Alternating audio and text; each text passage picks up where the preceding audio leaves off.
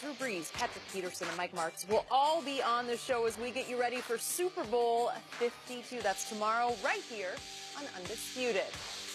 Well, the Patriots are just 3 days away from another Super Bowl appearance, but there's still talk of dysfunction in the organization. Yesterday, both Robert Kraft and his son Jonathan told NFL Network there's no dysfunction in New England.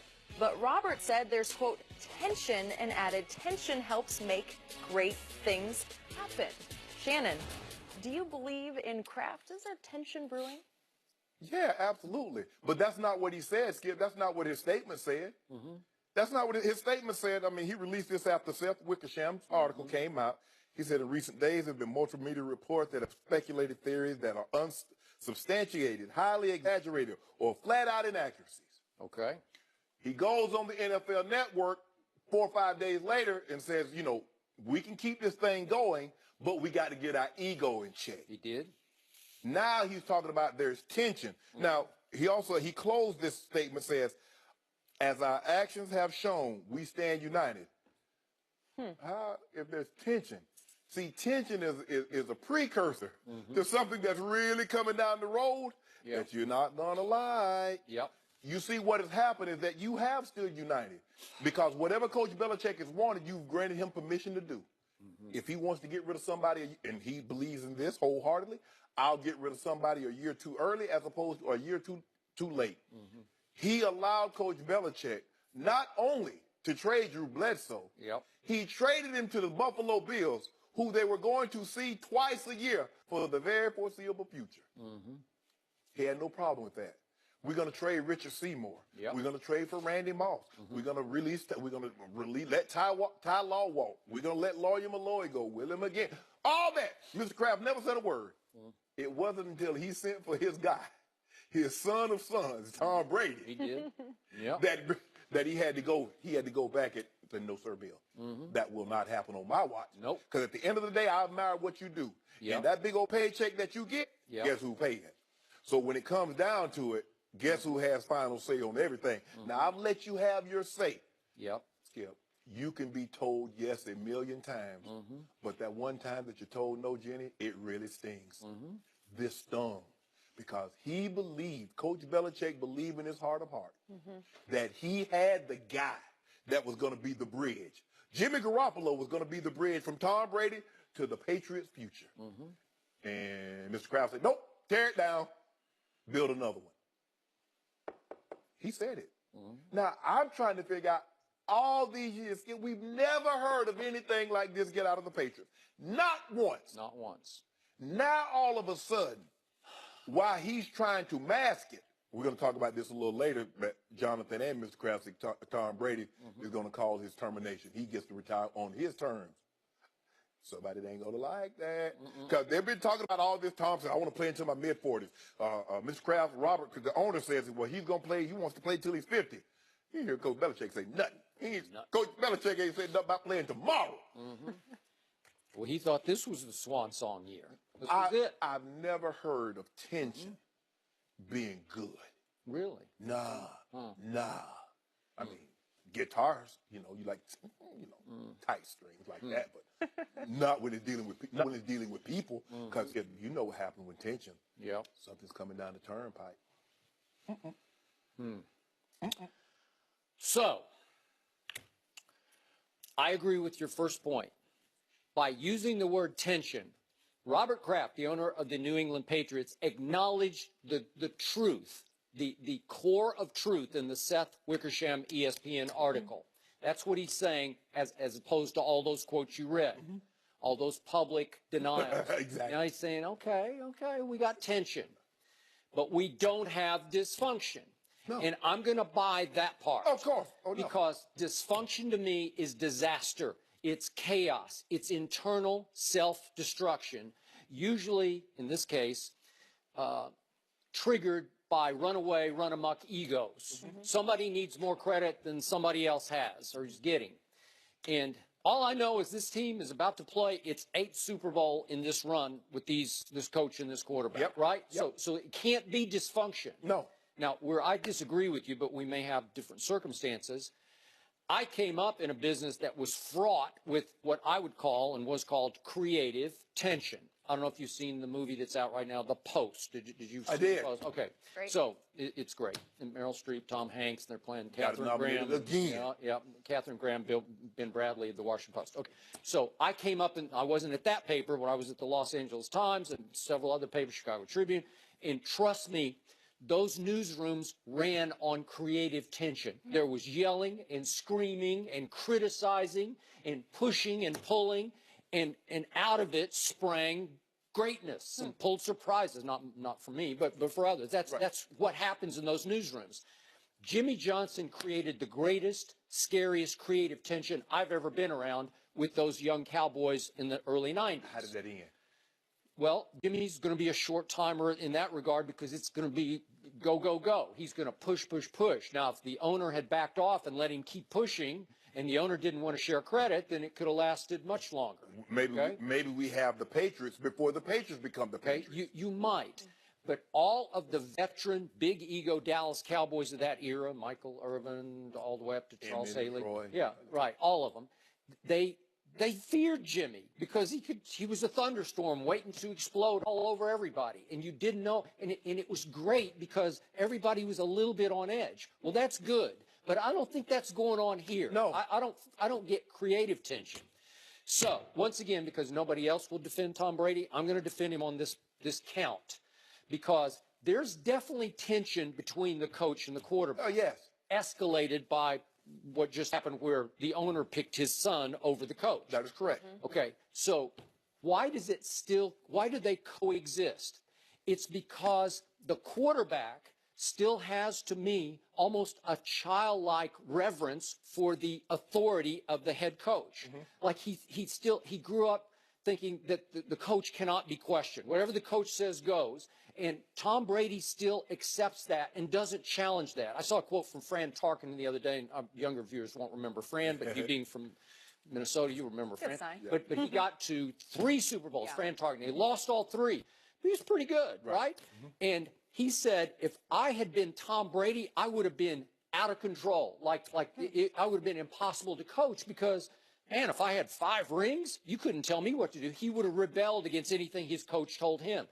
I don't think Tom rebels at anything. There's quiet warfare going on between them, but there's not open public warfare, except coming from the other side.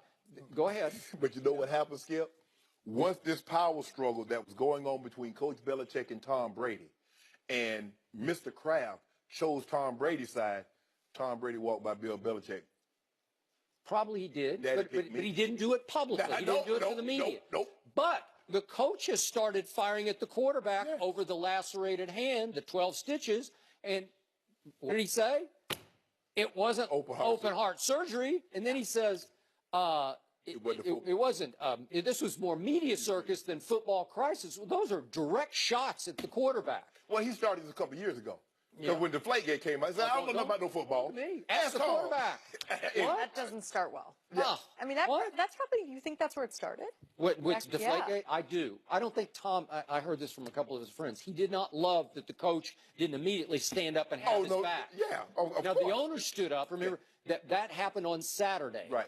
In between, it's the week off, at the end of the week off before the Seattle Super Bowl. Correct. Then they flew to Phoenix, right. And Robert Kraft did a soon as he got the impromptu press conference, completely defending his organization against the Deflategate charges. So the point is, the coach didn't have the quarterback's back, and as I've told you before, several of Tom's friends have told me over the really last 10 years, he can't understand why there's no social relationship there at all. There's an arm's length relationship. Tom can't understand, but you understand why. I do. Because the very reason that Mr. Kraft cannot let go, because he's gotten too close. They've gone on vacation. He's FaceTiming him. Oh, Daddy, I got a boo-boo on my thumb. Oh, it took 12 stitches to close the boo-boo.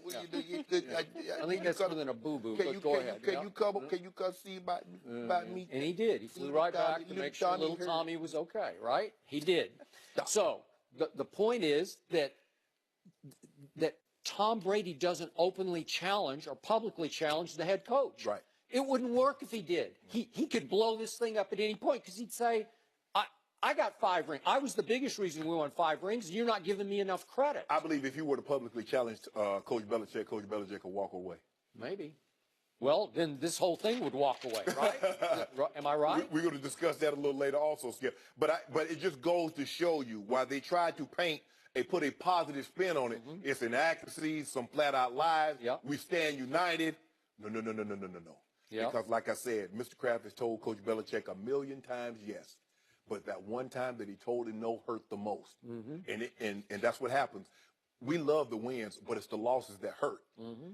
The yeses, we love those, Skip. But it was that one time he told him no.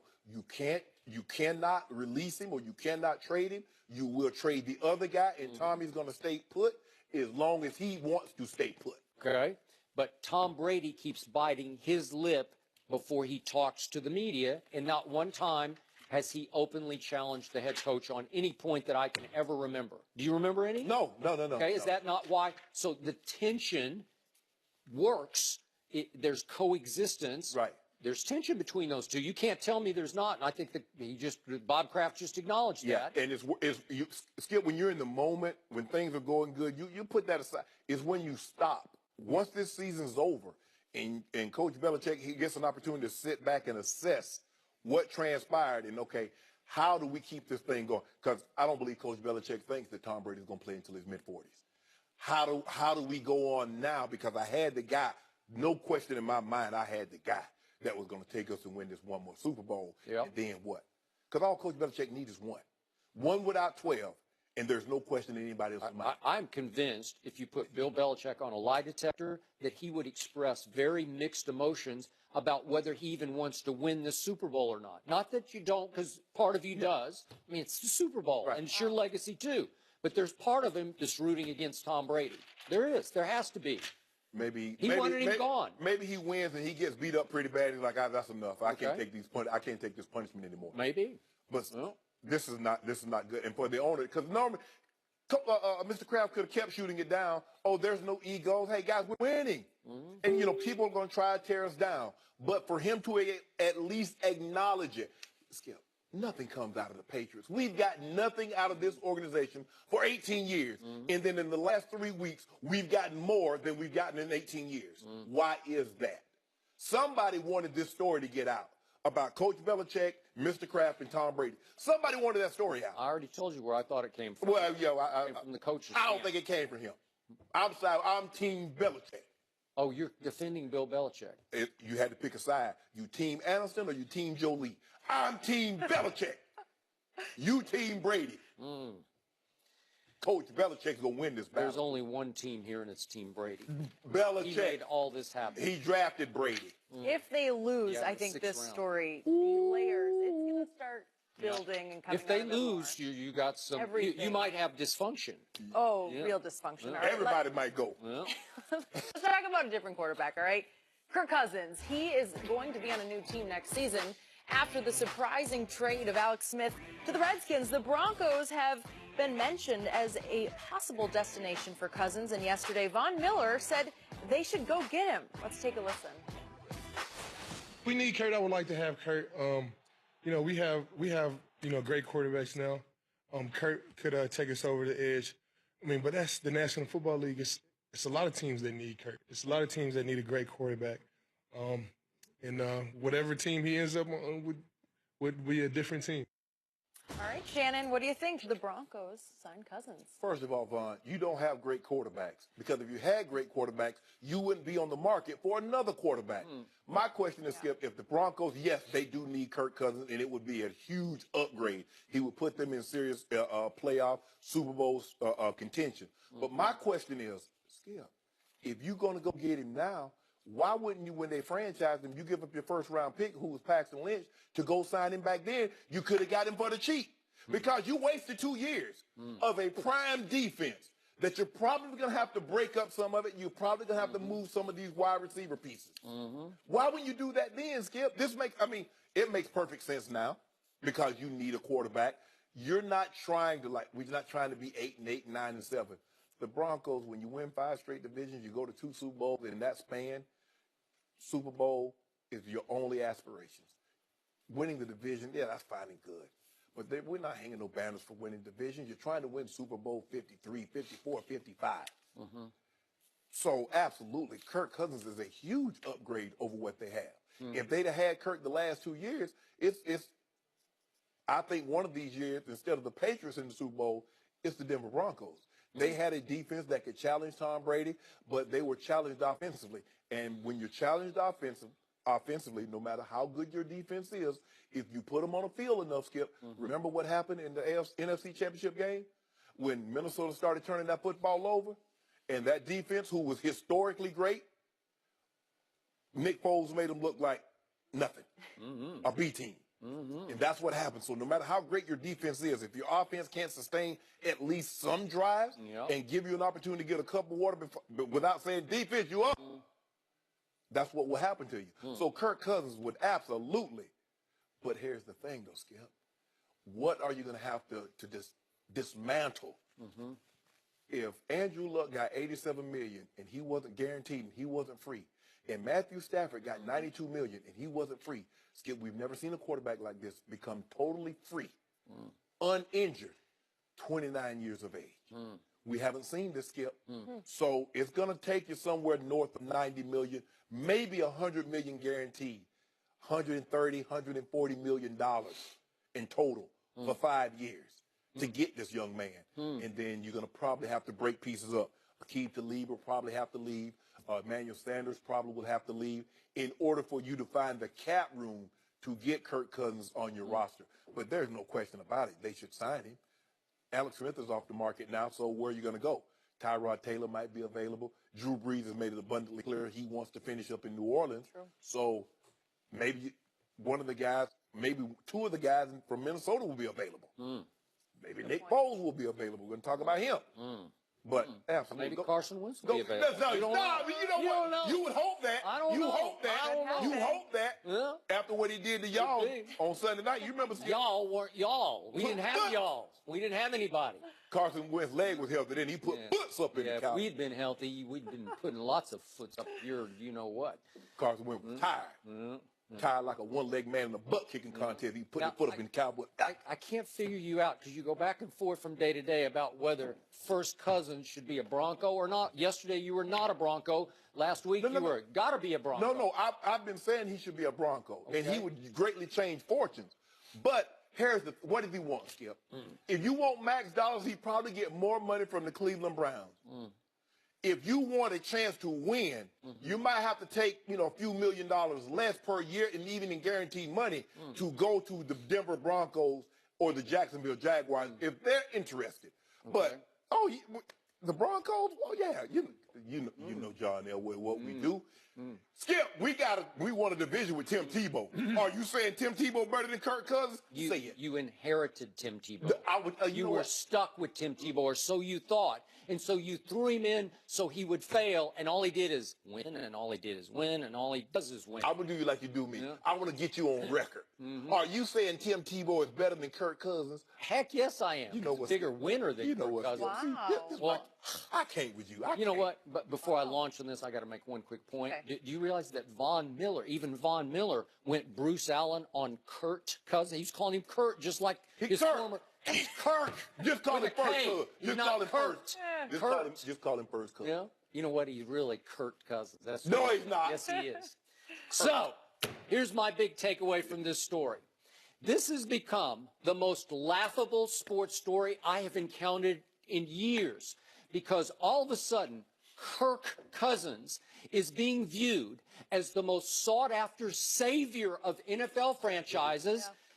Since we've seen what? LeBron took his talents to South Beach when LeBron was at his peak and height. And you said he interviewed 6 teams or whatever. Everybody wanted LeBron. Yeah. LeBron was going to change somebody's life, and he helped change life in Miami. All of a sudden, Kirk Cousins is being treated with more reverence. He's being afforded more acclaim than Tom Brady is right now. Seriously, I have to sit here, Jenny, day after day, and I hear nothing but negatives. Yeah, but about Tom Brady. Discounted, discredited. Yeah, he's got Bill Belichick. He's got Gronkowski. And all of a sudden, Kirk Cousins is a savior? Are you kidding me? Yeah, what did I tell you about free agency? It's not about being good or great. It's lunacy. about being free. It's lunacy. He's free. It's madness. It's right place at the right time, and he is at the rightest place at the rightest time for him. I'm reading now that 11 teams will have interest in Kirk Cousins to be their savior. And to me, it's all about labels of these two quarterbacks in question right now, because Kirk Cousins is a quote-unquote winner who was stuck for years in a dysfunctional Redskins organization, right? Yeah. And meanwhile, Alex Smith, who, by the way, has only made back-to-back Pro Bowls, Alex Smith is regarded as a quote-unquote loser who kept two teams, San Francisco and Kansas City, from realizing their potential. Am I right? Yeah. Those are the labels stuck on those two guys. But meanwhile, if you look at Alex Smith, again, back-to-back Pro Bowls, and his record as a starting quarterback in this league is 88-62. That's 26 games over 500. Kirk Cousins is 26-30. He's 4 games under 500, and people are treating him like he was Peyton Manning, who suddenly was free when he got kicked out the back door by the Indianapolis Colts. Kirk is only started 3 years, Skip. Alex Smith has been a starter. But here's the thing. For some reason, San Francisco say in order to get to the height that we want to scale to, we got to go in a different direction. The Kansas City Chiefs say in order for us to get to the height we want to get to, we got to go in a different direction. Why is that, Skip?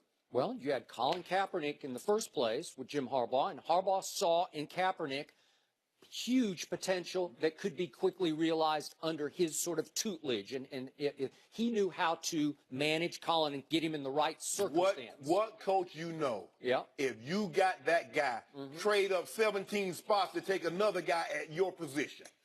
That should have told you everything you needed to know. Okay, are you telling me, I'm going to hold your feet to the fire, are you telling me Patrick Mahomes is going to be better long-term than Alex Smith? Because I don't know that. I'm not sure of that. I'm just talking. I told you yesterday, I watched a whole lot of Patrick Mahomes at Texas Tech. I don't know if you did any of those games. Did too.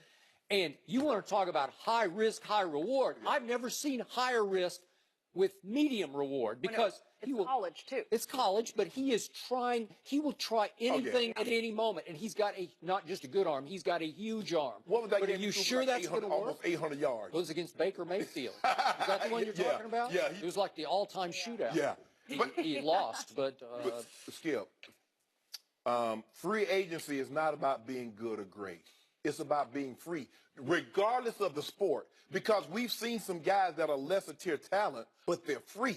Okay. Let me ask you a question. Wait, just a second. You just said he's going to greatly change somebody's future. You just used the word great with Kirk Cousins. Yeah. Okay, so he's free, but you're telling me he's going to greatly change a future. Yeah. I don't see that. Did you see what the Broncos had the last 2 years? Okay. They got Brock Osweiler, they got Trevor Siemian, they got Paxton Lynch. You know? So you tell which one of those guys are better than Kirk? He had his moments. Not enough of them. I agree. His ceiling is pretty low. Well, he hit it. He bumped his head on it. He did. And so basically it's about 9 wins. Okay. Which won't get you into the playoffs. All right. And hold on. He got those 9 wins in Kubiak's outdated, antiquated system. You know, they wanted to move on from that. So he got this high-flying, offense now. And look. Do you realize what Alex Smith kept doing to your Broncos in that division? What? It's pretty good, man. He did it until Peyton left. We kept putting something in everybody in the division. How you think we won the division 5 times in a row, Skip? He was tormenting you. No, we wasn't. You remember he had that big old lead? And Peyton, even when Peyton was on his last leg, you remember that Monday night, second game of the season? I do. Had us down. And what Peyton do? Yeah. Walk him down. Well, that's Peyton Manning, the greatest regular season quarterback ever. The last time we saw Alex Smith, we saw Marcus Mariota walk him down in his home at 18 down. And what did he lose? He lost his go-to tight end. You always tell me, Skip, if you're that guy, you got to bring that home. Okay, well, I'm not saying he's that guy. I'm not saying he's Tom Brady, but he's better than Kirk Cousins. No, Trust me, he is. He is. Kirk Cousins, I'm crushed as a Cowboy fan. How many times have I campaigned Please, Washington, sign Kirk Cousins for the next 5 years. I need to see him 10 times in the next 5 years. He finished 1-6 against, this is the game you have to win. It's like the Texas-Oklahoma, it's the Michigan-Ohio State. You have to win this game. It's your arch rival. He went 1-6. He went 0-4 against the Dallas Cowboys at home. At home. Are you believing that? I know who he lost to Matt Castle on Monday Night Football at home. I know who you will see. Whew. Don't change the subject. For the next 5 years. You're going to have to change the subject because you can't argue out of this. Skip, all I'm saying is, look, he's going to get away from dysfunction up in Washington. He's going to have somebody that believes in him and not bet against him. Yeah. And I not can't leak, wait for this. and not. When have you known, Skip, the general manager leak contract information? Okay. When have you known for them to leak information about? Well, I'm going to use your argument in reverse. Okay. This is an organization in Washington that never could commit to Kirk Cousins. Yeah. They kept saying, I don't know, because they're not sure. And I think they're greatly relieved they finally said, we are out from under Kirk Cousins. That's Dan Snyder. Huh? That's Bruce. Yeah. What do you expect, Skip? Okay. So I've told you before, Kirk, I'm going to stand by this. I've been saying it for years. Kirk Cousins is basically at heart underconfident overachiever. So he's going to look at the Denver situation and he's going to say, I can't live up to the Elway Payton legacy there. Yeah. He doesn't want any part of that. Don't worry about it. Okay. We don't need you to be there. Okay. So anywhere else you look, any of these other teams. Just be better than Paxton and Trevor Siemian and Brock Osweiler. Can you do that? Yeah. Well, you can do that, you can take us to the playoffs. Okay. And once you get into the field, anything can happen. Yeah. If I get to the dance, Skip, hey, I might not can dance, but they don't know that. But once I get up in there, I start. Okay, who wants to dance with change? So everybody's saying, how about Jacksonville replace Blake Bortles? Does he want that pressure to be the last piece to the Super Bowl? Yeah. No, he doesn't. That's what he wants. He does not. You brought up Cleveland because I've been pushing Cleveland. It's on a silver platter for Kirk Cousins to go to Cleveland. Max money. Lowest expectations. Max money, lowest expectations, go to Cleveland. No, that's not what Kurt wants. That's who he is. Kurt's about that. Yeah. He believes so much in his ability. You're a big fan. He believed. Mike Shanahan believed in him. He did. I give you that, man. And he ended up being what? Right. Right. 1-6 right against the Dallas Cowboys. Where the Cowboys? I have to agree. Where have all the Cowboys gone? I mean, honestly, where the have number speaks for itself. You remember that song, Jenny? Where have all the Cowboys gone? Not to the playoffs in a very long time. He didn't win when it mattered, though, and that's what it comes to. He knows everything. Yes! We still have a lot to talk about when it comes to the Patriots, and let's talk a little bit more about their legacy. Has it been hurt by cheating scandals? We'll discuss that next.